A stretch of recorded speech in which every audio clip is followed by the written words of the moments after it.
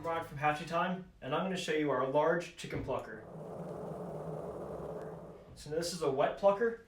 As you can see here, we have the CMK2s, and these are our chicken plucking fingers. Now, when you get the unit, it's not going to come with the fingers in it. I just put them in to save time. But you will see that if you come over here, you'll be able to insert the finger into the hole. You rock back and forth a little bit, and then from the inside, you're going to rock back and forth and pull until it's in. They go in very easily, but just going to take a little bit of time to get them all in.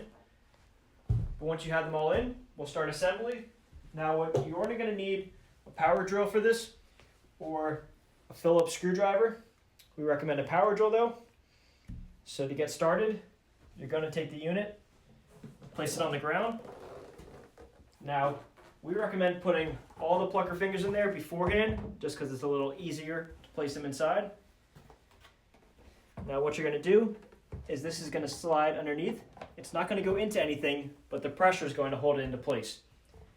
So now if you come on inside here, you can see that the holes will line up where the screw holes are going to go. You're simply going to take your screws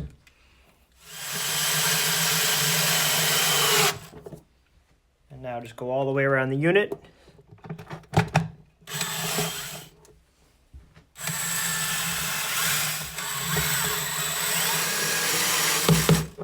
Now you're going to take your middle pleat,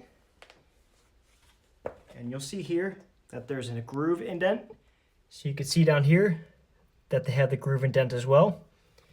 Now what you're going to do is slide it in at an angle, making sure that those grooves will line up. Put it in at an angle, and then you're going to have to push it around a little bit, but it should slide on, and you'll notice when it's on because it'll be on tight. Now the last step is to put the middle screw in like so. Again, come in with your power drill.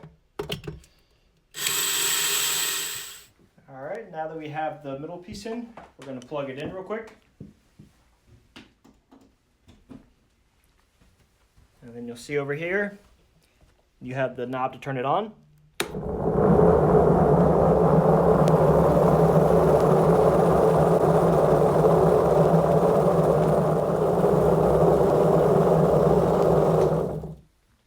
Now from a size comparison, you can see that the inside drum has a width of 21 inches, and each plucking finger has a depth of 3.